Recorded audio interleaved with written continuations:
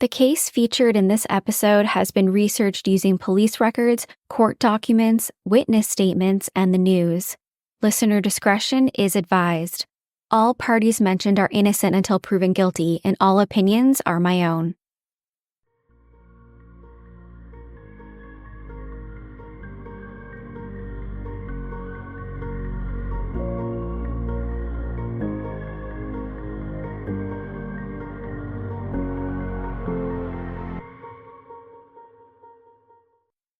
Hey everyone, my name is Nikki Young, and this is Serial Napper, the true crime podcast for naps.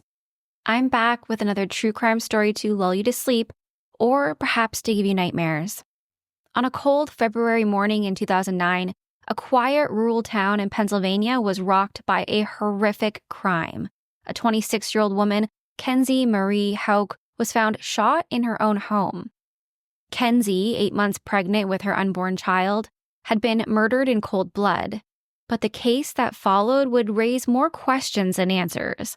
The police quickly turned their attention to an unlikely suspect, 11-year-old Jordan Brown, the young son of Kenzie's fiancé, Chris. In the absence of any solid evidence, the investigation seemed to hinge on one thing: the testimony of Kenzie's then 7-year-old daughter, Jenessa, who told police that she saw Jordan moving his guns on the morning of the murder. Kenzie's mother supported this theory by suggesting that Jordan had been threatening to hurt her for months and was jealous of the new baby. So, was Jordan the jealous child that Kenzie's family painted him to be, capable of murder? Or was he the victim of a justice system eager to pin blame on someone, anyone, when the real killer was still out there? In the years that followed, Jordan's case became a tangled web of courtroom battles and the fight to unravel the truth. Who killed Kenzie Houk? Jordan Brown's case would spark a national conversation about juvenile justice, about the capacity of children to commit such a crime, and about the flaws in an investigation that seemed to prioritize one theory over all others, even when there was other viable suspects. But one question remained: would justice for Kenzie ever truly be served? So, dim the lights, put your phone down, and listen to the chilling details of a case that turned a young boy's life upside down, and the extraordinary journey that led to his ultimate exoneration. So let's jump right in. The date was February 20th, 2009, a cold and crisp morning in a small town in Pennsylvania. The blended Brown family lived in a 2-story rented home in a rural area surrounded by farmland and woods. There was Chris Brown, his 8-month pregnant fiancée, Kenzie Houk, Chris's 11-year-old son, Jordan, and Kenzie's 2 daughters, 7-year-old Jenessa and 4-year-old Adeline. While they had both started their families in different relationships, Chris and Kenzie had known each other since they were teenagers, and they almost seemed destined to make it back to one another eventually.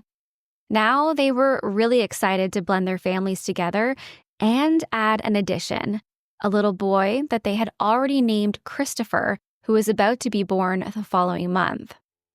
On this morning in particular, Chris was running late for work, and despite Kenzie's pleas for him to just stay home and spend the day together, he had to go. They had a large family, which was about to become a little larger, and the bills, they had to be paid. So that snowy morning, like so many others, Chris left for work at around 6:45 a.m. Little did he know, it would be the last time he would ever see his fiancée alive. Kenzie stayed sleeping in bed that morning in a bedroom located on the main floor. The kids' rooms were all located upstairs, but after the baby was going to be born, Jordan was going to be moving into the main floor bedroom, and his dad and Kenzie would take his room upstairs, which was attached to the nursery. His clothing had already been moved into that closet, so when he woke up for school that morning, the 5th grader went downstairs to grab his clothing for the day, went to the bathroom, and got dressed. Then he sat on the couch alongside his little stepsister, Jenessa, and they watched some cartoons before going to school. 4-year-old Adeline was still soundly asleep in her room upstairs.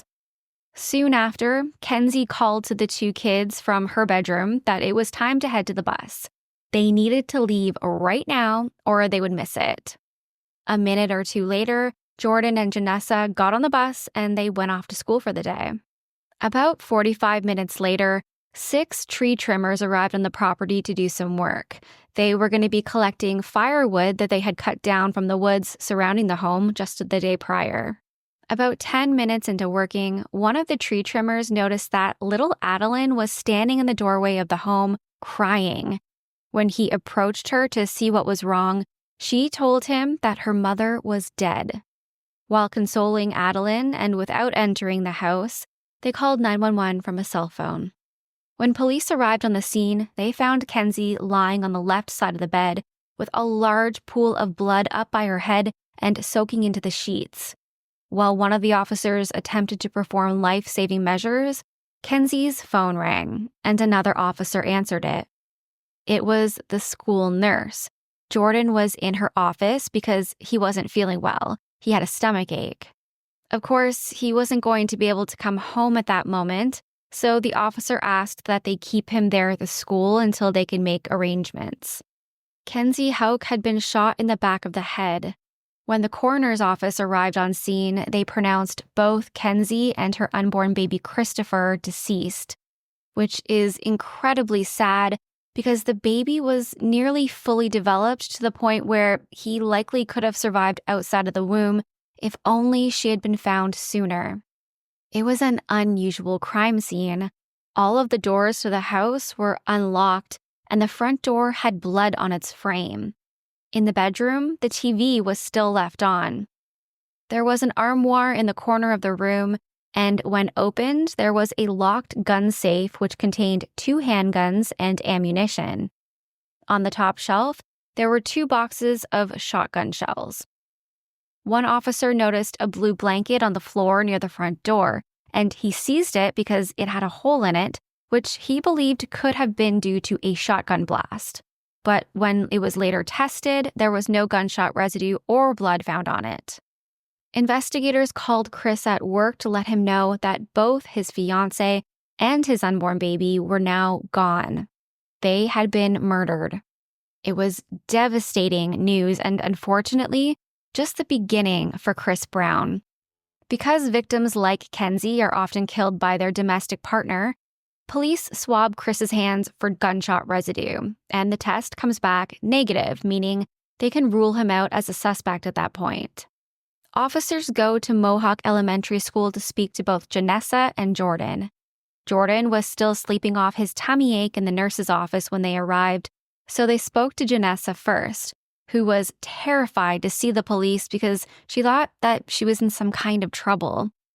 Without giving her any details about what they had found at the home, they interviewed her about what had happened that morning before she left for school.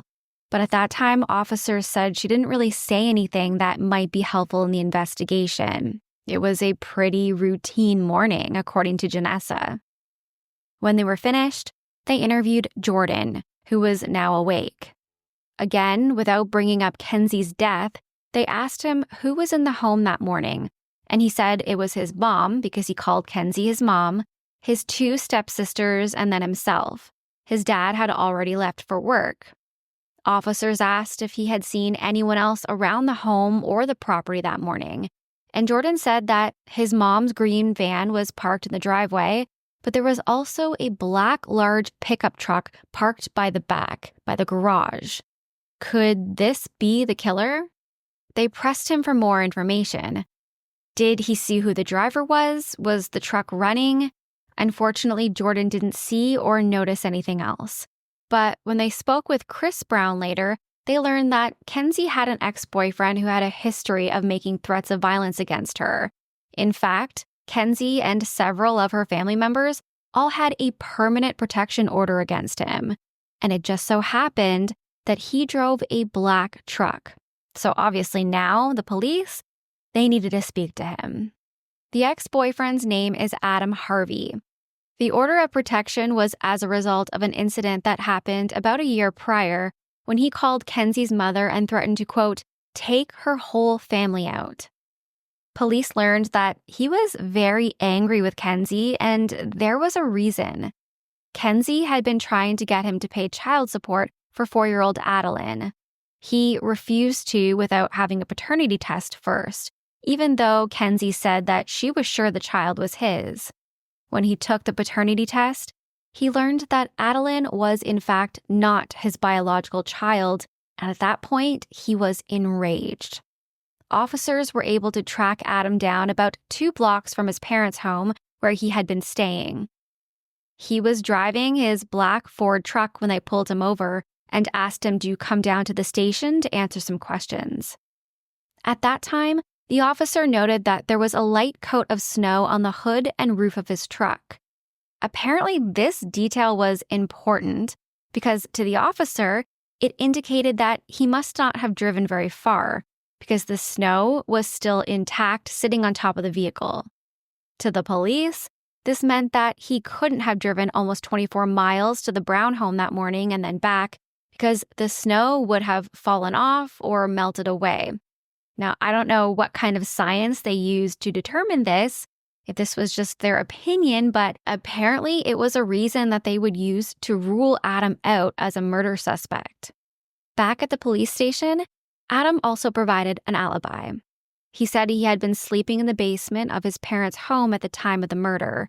He went to bed at 10 p.m. the evening prior, and he was still asleep at the time that Kenzie had been shot.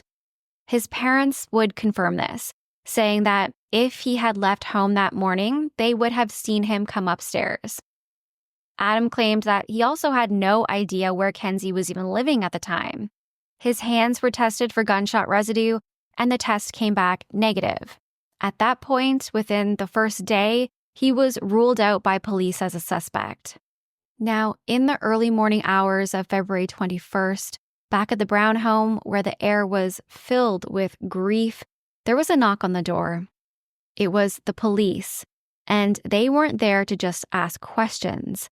They had a warrant. Jordan Brown was still a child, only 11 years old. And yet, in that moment, his life would change forever.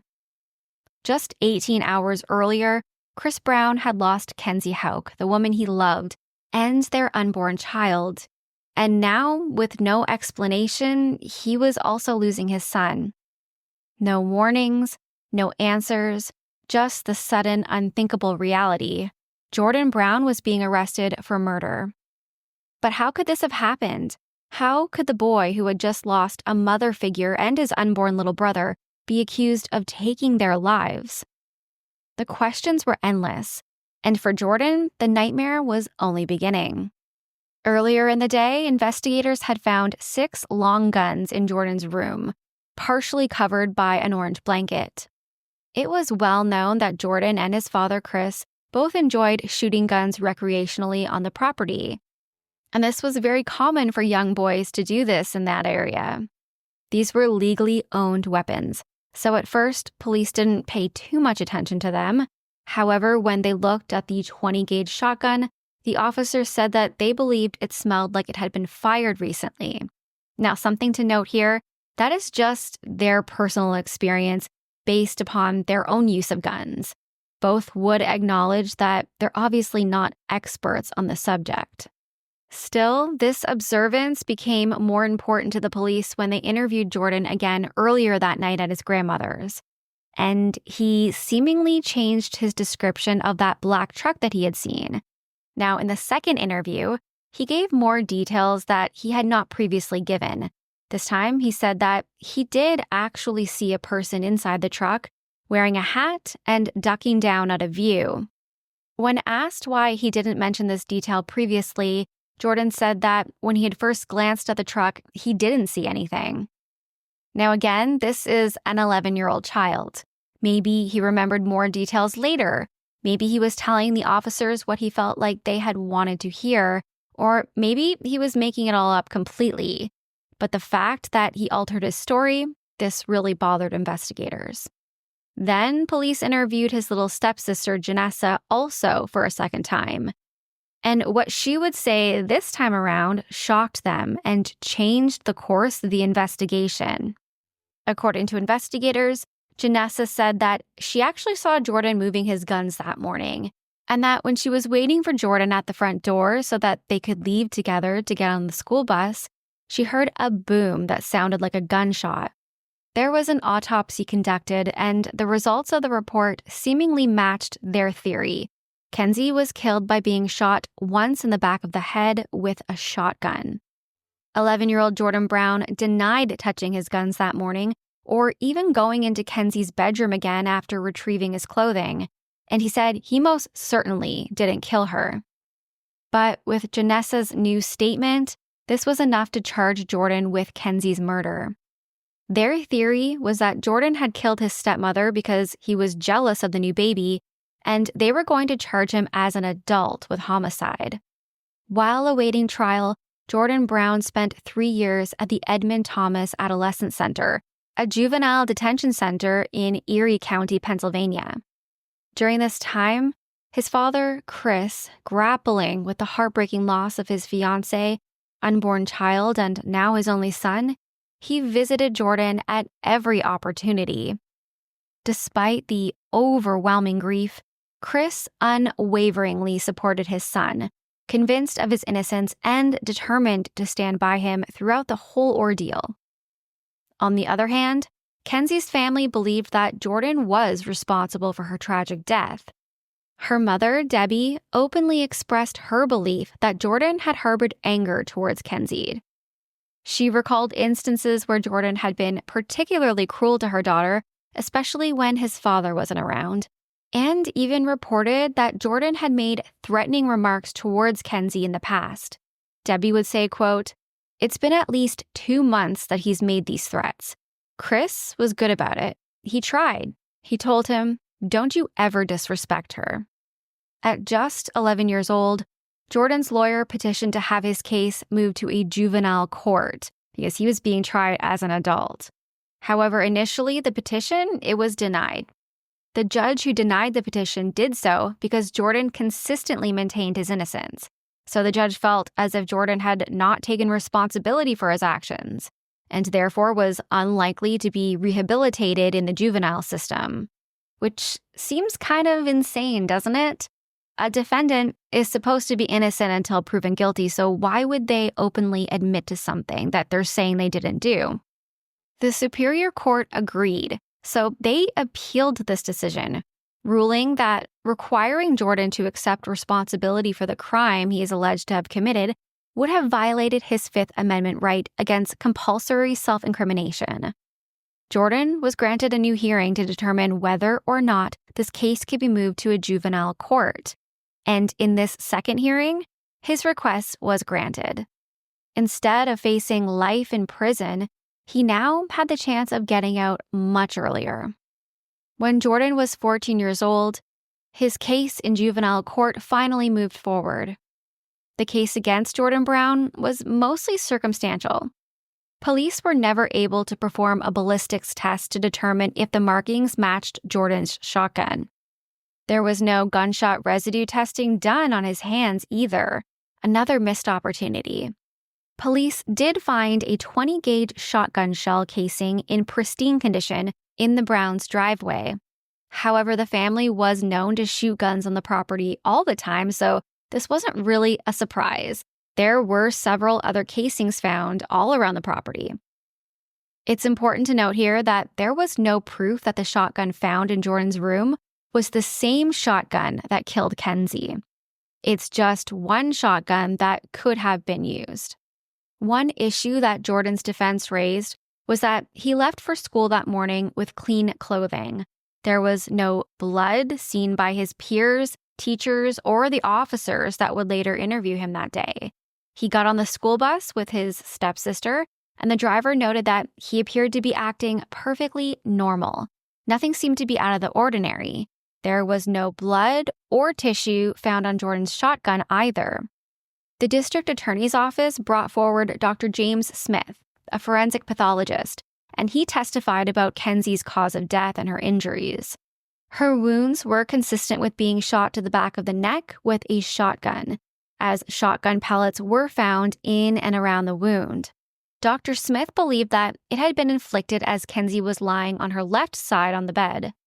There were also signs of what is known as blowback, which causes the skin to bulge out and rupture near the point of entry, meaning the shotgun was, quote, very, very close to or maybe even touching the back of the neck when it was fired, but that the angle would have minimized the amount of blood and tissue present. So this is how the prosecution explained Jordan not having anything on his clothing. But to not have any blood or any tissue on Jordan or his gun after firing at such a close range, it seems kind of unlikely. What the prosecution had was a young boy who had access to guns, a short window of opportunity between the time the kids were told by Kenzie to hurry up and get on the bus and the time that the woodworkers arrived at the property. And they also had Jenessa's new statement about hearing a loud bang before she and Jordan left for the bus. But why didn't she say that the first time she was interviewed? Beyond that, there wasn't much else in this case. Still, Jordan Brown, now a young teenager, was delinquent, which is the same as being found guilty of first-degree murder and criminal homicide of an unborn child. Jordan would spend 7 years in juvenile detention. He was released on June 13, 2016, just months before he would turn 19 years old. He was released to the custody of his uncle, and he was put on probation until he was to turn 21 years old. But Jordan's story does not end here. He and his lawyers worked to have his juvenile conviction overturned. Yes, he was technically a free young man now, able to live his life, but at what cost? People still looked at him like he was a cold-blooded killer who murdered his stepmother and unborn baby brother. He still had a juvenile conviction on his record that could hurt his future prospects, and yet he still maintained his innocence, so he wanted a clean record. In July 2018, the Pennsylvania Supreme Court agreed with Jordan that his guilt had not been proven beyond a reasonable doubt, and he should not have been convicted based upon the evidence that was presented. There was no evidence that his gun had been used in the murder or that he was in any way connected to the killing. The court concluded that the evidence presented in this case pointing at Jordan as the killer was equally capable of implicating an unidentified assailant. There was just as much evidence pointing at him as the killer as anyone else who owned a shotgun in the area. So his conviction was overturned, and he can never be retried for the crime. Jordan, now a young adult, was relieved. He would say, "I'm 100%, a whole clean slate. Everything is gone, and that made me happy. Finally, the truth finally got out." Everything's gone. That made me happy, and then the truth finally got out. No, I'm not angry. I mean, I think the whole, what happened and the way it happened is BS, but I'm not. Can I say that? I just want to be successful. I just want to graduate college, get a job in my major and be successful. I'm innocent. That's the only thing I really want people to know. For his father, who has always supported his son, the situation is bittersweet. Jordan has been exonerated, but Chris still tragically lost the love of his life and his unborn child. And their killer, at least according to Chris, has not yet been found and brought to justice. Chris would say, "I still love her. I miss her every day.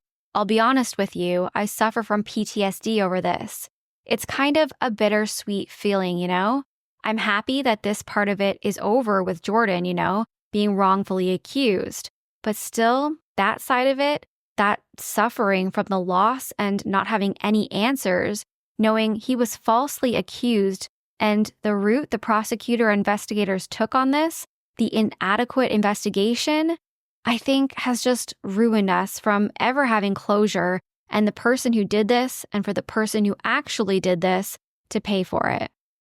However, the victim's family, Kenzie's parents in particular, who have raised her 2 daughters, they feel like Jordan Brown did kill their daughter and practically got away with it. Now, I can't imagine how awful this situation must have been for them, because no matter how you look at this, there are no winners in this story. Last month, Jordan Brown filed a lawsuit against the officers who were involved in Kenzie's murder investigation. He accused them of shoddy and biased police work that led to his wrongful conviction. While he had his conviction overturned, the damage was already done. In his suit, he sought financial compensation and, more importantly, a chance to clear his name, arguing that the flawed investigation robbed him of 7 years of his childhood. His attorney argued that investigators rushed to judgment, quickly pinning the murder on Jordan without thoroughly considering other possibilities. One of the most contentious points was the testimony from Jordan's stepsister, Jenessa, who was only 7 years old at the time and had been awake for 17 hours straight when she gave her second account. The defense for the retired officers, however, countered that they really didn't want to have to arrest 11-year-old Jordan, but the evidence had led them to him as the only possible suspect. In the end, the jury sided with the 4 former officers, ruling that the police did not act with malice and had not fabricated evidence in their investigation. Not the ending that Jordan was hoping for, but potentially another chapter closed so that maybe he can finally move forward. The story of Jordan Brown began when he was just 11 years old, and it would drag on for nearly a decade. By the time the Pennsylvania Supreme Court overturned his conviction, Jordan had already spent 7 years behind bars, and even more time under probation, his entire childhood slipping away in the process. A legal system that moves too slowly and a case filled with circumstantial evidence robbed him of the years that should have been spent growing up. But again, let's be clear here, there were no winners. Jordan was accused of an unthinkable crime and treated like a violent criminal when, in reality, he was still just in the 5th grade. 2 little girls lost their mother. A man lost his fiancé, their unborn child, and years of time with his son. Kenzie's family lost a beloved woman, one who was about to become a mother once again. And in the end, no one truly got justice. No matter how you look at it, the truth remains unknown. A killer is still walking free. Who that killer is depends entirely on who you ask. And as the case stands today, the answers are still as murky as ever. That's it for me tonight.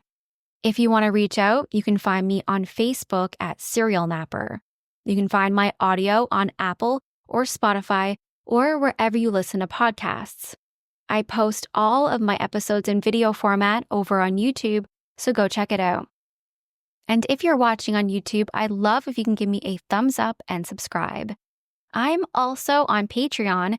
If you'd like to get your Serial Napper episodes early and ad-free, hop on over and check it out. It's just $2 a month.